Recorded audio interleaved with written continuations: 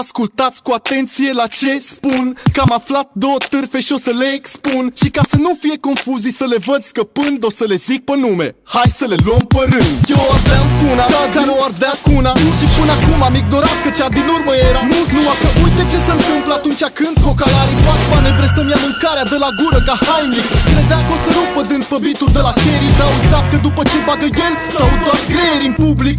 Și e grav de tot când show-ul tău live e mort, că paranoizezi că e un complot. Așa că mers la mei să le spună de-ai lui că-s grei, dar neputând să zică râ, e ieșit altceva despre ei.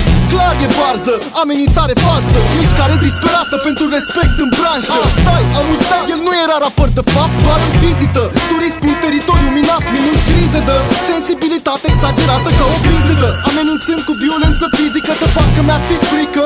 Hai cu aia știi că transform fiul risipitor în risipă, și că fac rivalii să-și dea cu rivalor. Îi trimit la spitalul de falși predicatori. Zilnic faci ce-ți place, dar știi ce faci? Degeaba e numeri dragi, te la facem îți iei umeri craci. Deci prietenii lui să nu se supere pe Dubrescu, să sune pe Super Neni că fiul e prost crescut. Sau sper să asculte sfatul meu parental și să se lase de rar și de fapt de viață în general. Că oricum s-a băgat aiurea cu tupeu și-a furat pe față stilul nu coagulă, care e omul meu. Și asta poate să vadă toată lumea, așa că atunci când eu strig muie, voi strigați burci. Muie, burci, muie, burci. Ia uși ce zice lumea fraiere, hai să nu surci.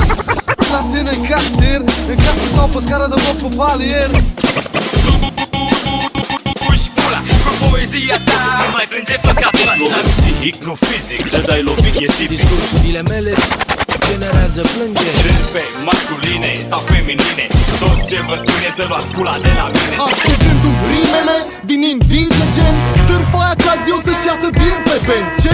Vlad Varză? Te înșel, tati? Cred că mă confuz cu alții, dar eu n-am de gând să o dau în aberații. Chiar prea plastic, cu limbaj fantastic. Nu fac rime de-astea care țin de cald, ca stica de scal din fiind un alt stil, inaugurez taekwondo. Practic chiar zici că Vlad a fost crescut de talibani sadici într-un sat mic de fundamentaliști islamici. Am stat calm până mi-am dat seama că aveam paznici. Le-am spart capetele, le-am luat creierele și am făcut un sandwich. Sau sandwich sau nu, că eram prea mici pentru un schimb de tehnici sau tactici. Și nu există metrici sau practici, deci rămânem enigmatici pentru băieți și gagici care n-au nici buletin. Voi preocupați să ne păreți simpatici, suferind. Nu sunteți domni, sunteți domnișoare. De-aia am râs când cazii ploaia încercat să transmit o amenințare. Ca boala mare, cred că ea dea teroare. Gândim mai încet și mai previzibil decât o reloare. Îmi pare rău, dar e clar, toată lumea știa deja că cel mai greu lucru care s-a ridicat din băneasa de la avioane încoa. Mă știi de mic, futu-te în gură.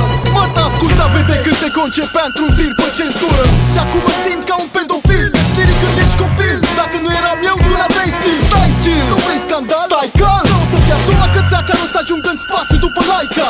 Și pentru restul celor ce să mai gândesc să atace subtil, eu zic să nu, căci după cum vedeți există riscul să răspundem și lovim bine.